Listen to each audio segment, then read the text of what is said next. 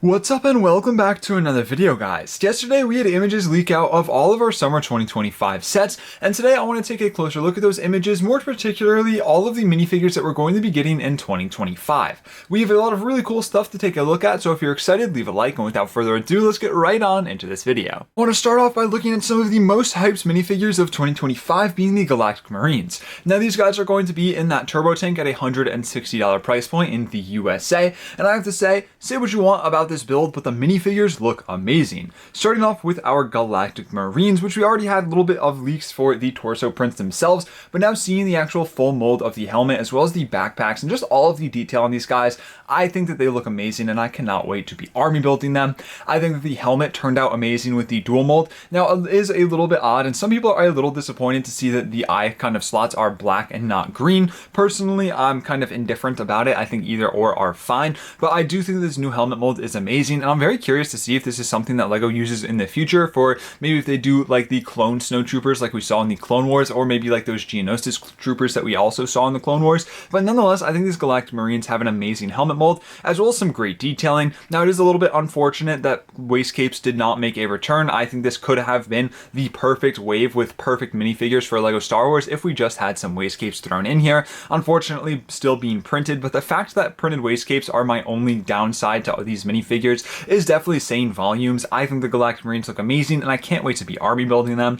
Now in that same set we have our Commander Bakara. Now I think first of all the helmet mold here is amazing with some great printing as well, but the big caveat here is the fact that we got the new molded pauldron. However, it's not on Commander Bakara, and I think it definitely would have made sense to have had it be on him, especially in like maybe like a dual mold of a different color and that kind of red accent color that he has on his armor. I think that that would have looked really good, and it's kind of just surprising to see that LEGO didn't throw it in. But other than that, this helmet mold looks amazing, and I am once again very curious to see if LEGO uses this for any other kind of clone trooper. And then as for the rest of the detailing on Commander Bakara, it's actually pretty bare, but that kind of makes sense given his character, having the satchel printed on and once again the printed waist cape, which is a little bit sad in my opinion. I think these could have been, like I said earlier, perfect minifigures if we did have those physical waist capes, but hopefully it's something that we see in the future. And then lastly for the set we have our Ki-Adi-Mundi, who looks very similar to the previous version we got. I don't think it's identical, but it definitely is very similar. And then lastly we have our battle droids that come in this set, and overall I think this turbo tank is shaping up to be an amazing set just on the minifigures alone.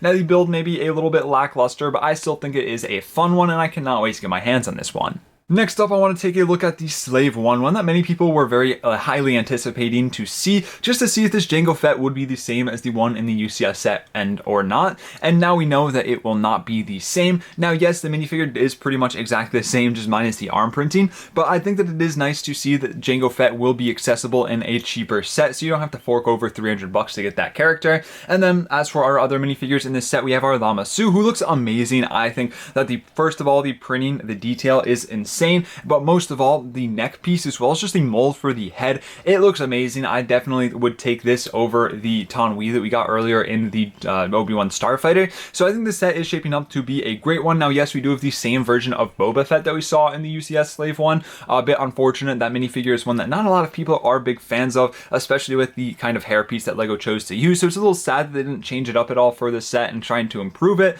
But overall, this one's shaping up to be great, and it's nice to see Jango Fett up here in a cheaper set.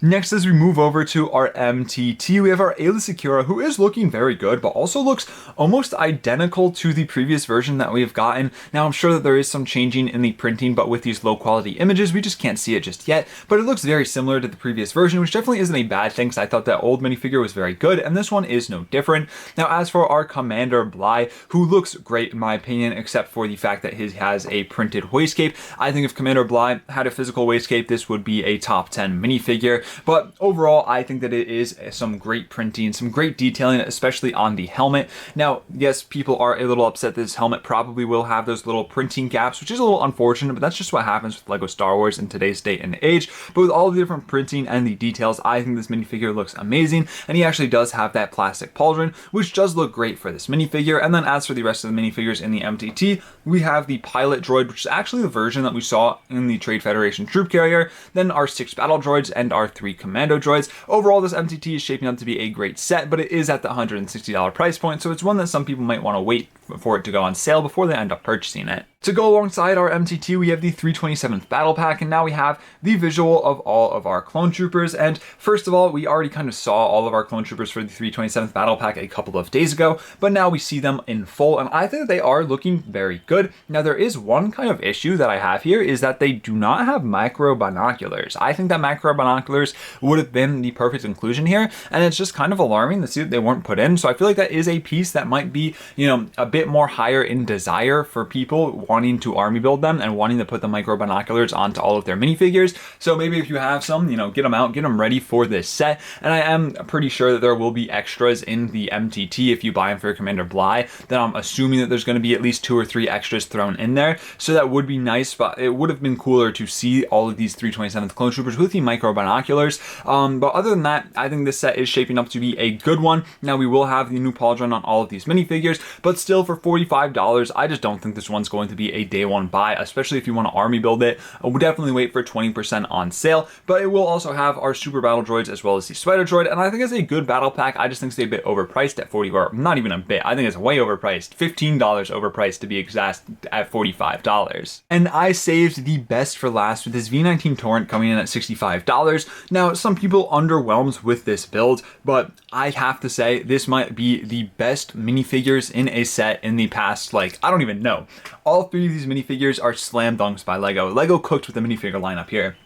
Starting off with our Obi Wan, I don't even know what to say. I think it's perfect. I don't have any complaints about any of these minifigures. I think the Obi Wan with the arm printing, with the leg printing, and all of the detailing on the torso, the best version of Obi Wan that we've ever gotten, hands down. I think the printing, the detail, the accuracy on this thing. I love the Clone Wars version of Obi Wan, and LEGO definitely delivered on this minifigure. Moving on to the clone pilot with this amazing new helmet mold. It looks so sick with the printing as well, and because this is actually a Phase 1 clone pilot, LEGO can do the printing properly without worrying about the fin, and it looks amazing with all of the different detailing, as well as moving down to the torso with the detailing for the actual kind of apparatus for the breathing. And I think that this minifigure looks great, and I think my favorite minifigure of all is this Ventress minifigure. She looks amazing with the different kind of wraps as well. It's just that like purple color, it pops so well. It looks amazing. The detailing on the face, this minifigure is sick, and the legs, look at all of the detailing on the legs as well. Now, unfortunately, they're not really dual molded, so it does look a little